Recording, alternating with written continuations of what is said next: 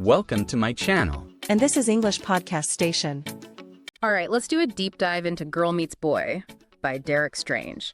You know, we're going to really unpack how Donna and Mark, how they kind of navigate all those first encounters, right? All that awkwardness and those misconnections. And maybe even a little bit of meddling from Mark's brother. It's so fascinating how even a simple young adult novel, right, can offer like real insights into human behavior, don't you think? Oh, absolutely. And we've got a lot to work with here. We've got the novel itself, and then we've got some analysis and summaries just to help us really kind of uncover those hidden gems, right? So let's just jump right in. We start off on a boat, actually, from Portsmouth to Santander. And this is where Donna first spots Mark. The way she describes him is really interesting. She's so focused on those visual details, you know, like she says, tall, quiet boy in a blue and white shirt. And it really highlights how strong those first impressions can be, especially when it comes to attraction, you know? And her reaction, I mean, come on, wow. He's lovely, she's smitten. But Mark's perspective, it's a little different. Yeah, he finds Donna attractive too. He even thinks to himself like, she's nice. But then he adds this really key phrase. He says, I'm really shy and I'm not very good with girls. It sets up this really interesting like tension, right, between their mutual attraction and his own internal struggle. It's like he's already kind of anticipating all those hurdles, you know, those awkward moments that can come with just putting yourself out there, right? Exactly. And honestly, that fear of rejection is so universal. It's something so many people can relate to. Yeah. You know, it often stems from a deep-seated just need to belong, right? Yeah. That vulnerability that we all experience when we're trying to connect with others. And this is where I think the setting of the boat really adds another layer, doesn't it? Yeah, being in a confined space, it can actually amplify those feelings of awkwardness, you know? Yeah. You're just constantly aware of the other person. And it can be harder to escape those potential interactions, especially if things get a little uncomfortable. Right. And in this case, it leads to this huge misunderstanding at the disco. Oh, tell me about it. Donna accidentally dances with Mark's brother, Dave. Just because they look so much alike. Oh, poor Donna. She spends the whole night, you know, thinking about the wrong brother, you know, just wishing she could rewind time. And Mark, on the other hand, he sees them together and just retreats even further into himself. It's classic, isn't it? A classic example of how miscommunication and those missed opportunities can lead to so much regret, you know, especially in those early stages of attraction. Has that ever happened to you? You ever experienced something similar? Like that feeling of, what if, you know, when you let a chance slip away? Oh, I think we've all been there at some point. But thankfully, the story doesn't end there. Our setting shifts. We move from the boat to this charming town square in Camilla, Spain. It's a much more open environment, more relaxed, you know, perfect for a second chance encounter, wouldn't you say? Oh, absolutely. The environment plays such a huge role in shaping our interactions. Some settings just naturally encourage, you know, more open communication, more spontaneity. It's like the atmosphere itself gives you permission to be a little bolder. And that's exactly what happens. Donna and Mark, they lock eyes across the square, and this time, Mark, he walks right over and asks her to dance. It makes you wonder, though, what prompted that shift in his behavior, you know? Well, we know he's been drawn to Donna from the start, right? But it seems like something just finally clicks for him. Maybe it's the combination of the relaxed setting, right? And seeing Donna again. Maybe that gives him that extra push. Or maybe it's just a sudden surge of confidence, like, you know, realizing he has nothing to lose by just taking a chance. And let's not forget, right, the power of a little sibling intervention. Turns out, Dave, the brother Donna mistakenly danced with, he planned the whole thing. He intentionally danced with Donna just to make Mark move. Can you believe it? What a strategy. Right. Dave's actions, while, you know, seemingly kind of mischievous, they actually serve as this catalyst for Mark to overcome his shyness. It highlights how sometimes even those seemingly negative events, you know, they can have these positive unintended consequences. Absolutely. And it speaks to how, you know, our relationships can just influence our actions and our decisions in such complex ways. This is where things get really interesting. So we'll dive deeper into this in the next part. Stay tuned. So we left off with Mark finally kind of mustering up the courage to ask Donna to dance. Yeah, it's such a pivotal moment in the story, don't you think? Oh, absolutely. It's like watching him finally break free from all those limitations, those self-imposed limitations. Yeah, it really makes you think, like, how often do we hold ourselves back? Yeah. You know, because of fear or or maybe insecurity. I think that's something we can all relate to, Yeah. on some level. But in Mark's case, he had a little help, right, from his brother. Right, Dave's intervention. Yeah. It might seem a little manipulative on the surface, but it really did provide that push, that push that Mark needed. It's a fascinating example of how those outside influences, those external influences can sometimes be the trigger, for a real internal growth. It's like that saying, right? Sometimes you need a little fire under your feet to get moving, but even with that push, right? It's still Mark's choice ultimately to act. Exactly. External factors, they might create the opportunity, but it's up to each person to seize it. And in this case, I wonder if maybe the setting of Camilla's played a role as well. I think so. Well, think about the contrast, right? Yeah. Between the boat and the town square. The boat was so confined. It was this closed space filled with the potential for all those awkward encounters. Yeah. And it just amplified like all of Mark's shyness. Yeah. But the town square, it's open, it's relaxed, it just encourages people to interact and it creates this sense of freedom. It's like the atmosphere itself is like giving him permission to be more confident. Exactly. And then there's also the symbolism of the dance itself. It's not just, some random activity. It really represents a connection, right? Intimacy, a willingness to just let go. It requires vulnerability, doesn't it? To move in sync with another person, to respond to their cues, to just express yourself, physically. Exactly. And for Mark, who has been struggling with all that shyness and self-doubt, this is huge. It's like all those pent-up emotions, all those missed chances, they're finally finding an outlet.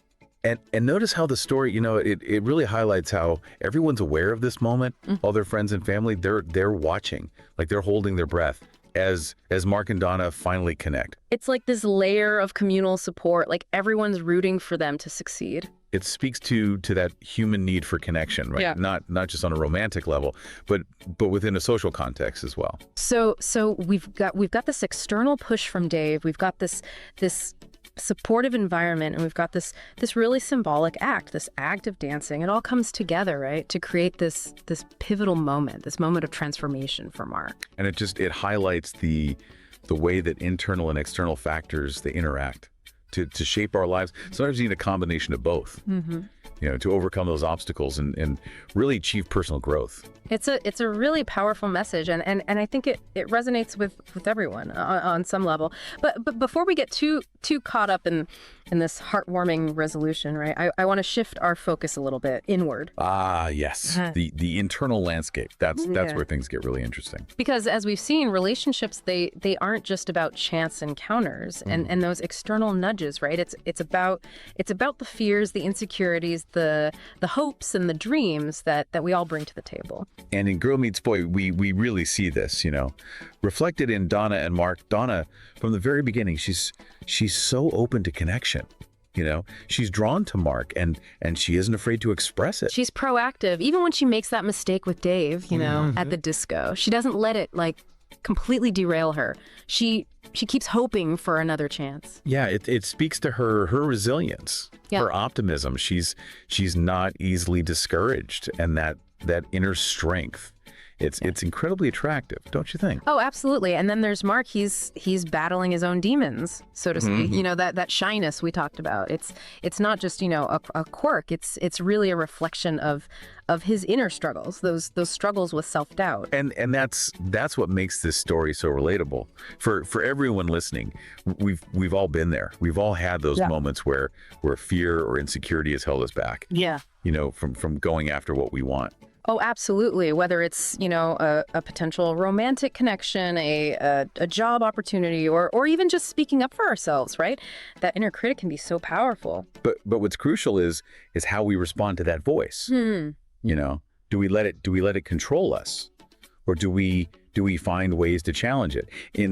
In Mark's case, it took both, right? It took those external events and it took some internal growth to overcome his shyness. It's like he needed that push from Dave, that spark of jealousy to really ignite his own sense of agency. And the setting of Camilla's, that open and relaxed atmosphere, that probably helped as well. It's like the universe was conspiring to help him, break out of his shell. Exactly. And that's such a great takeaway for all of us. Sometimes we do need that little help, right? From outside forces to trigger that internal transformation. But ultimately, it's up to us to embrace that growth, to step outside our comfort zones and really take a chance. And that's really the heart of the story, isn't it? It's about having the courage to be vulnerable, to overcome those fears and allow ourselves to connect with another human being. And sometimes that journey takes unexpected turns, right? With a little help from siblings and a well-timed dance in a Spanish town square. Indeed. So dear listeners, as we start to wrap up our deep dive into Girl Meets Boy, I want to encourage you to think about your own internal landscape. You know, what are those fears? What are those insecurities that might be holding you back? And what are some steps you can take, even small ones, to challenge those voices, to create space for new possibilities? Because as Donna and Mark's story shows us, sometimes all it takes is a little bit of courage, a dash of serendipity, and a whole lot of heart to find that connection we're all searching for. Thanks for joining us on this deep dive. So we've been, talking about those external forces that brought Donna and Mark together in Girl Meets Boy. Things like the setting, Dave's intervention and all those initial missed connections.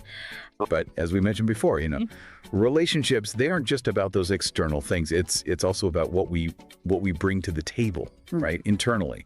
Our fears, our insecurities, our hopes and dreams, all that. And that internal landscape, that's what we really want to dig into now, because it plays such a huge role in how we approach relationships and how we kind of navigate them. Absolutely.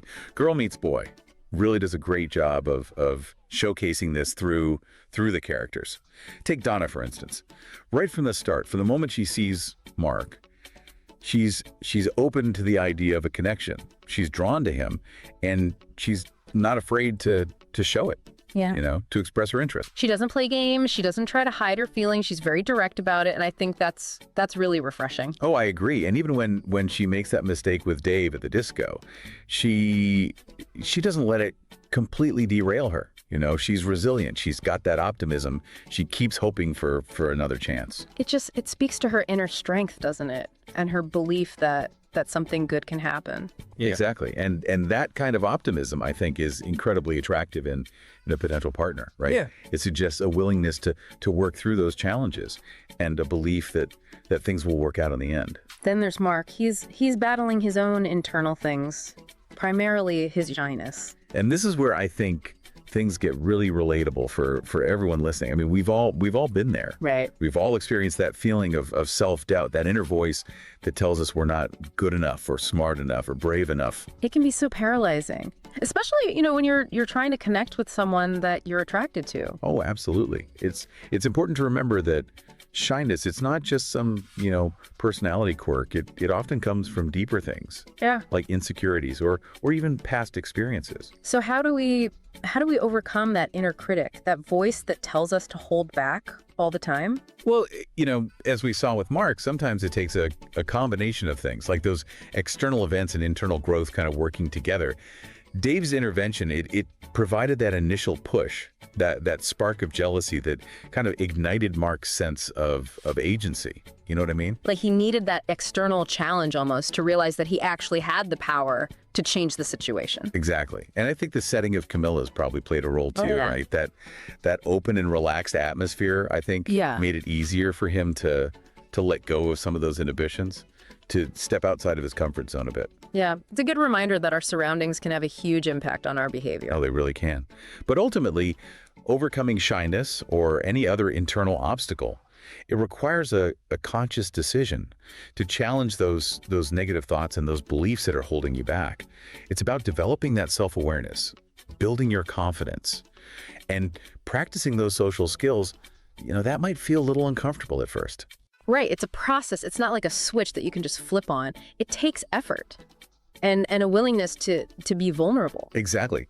But the rewards are so worth it. When we overcome those internal barriers, we open ourselves up to so many possibilities, including those deeper, more meaningful connections with others. And that's what Donna and Mark's story really highlights, right? It's about that courage to be vulnerable, to push past those fears, those insecurities, and to embrace the messiness of it all.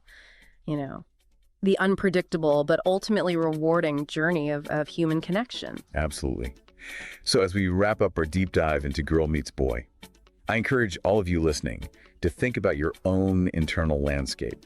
What are those fears and those insecurities that might be holding you back? And what steps can you take, even if they're small, to challenge those voices and create space for some new possibilities in your life? Because sometimes all it takes is a little bit of courage, a little dash of serendipity, and a whole lot of heart to find that connection we're all searching for. Thanks for joining us on this deep dive.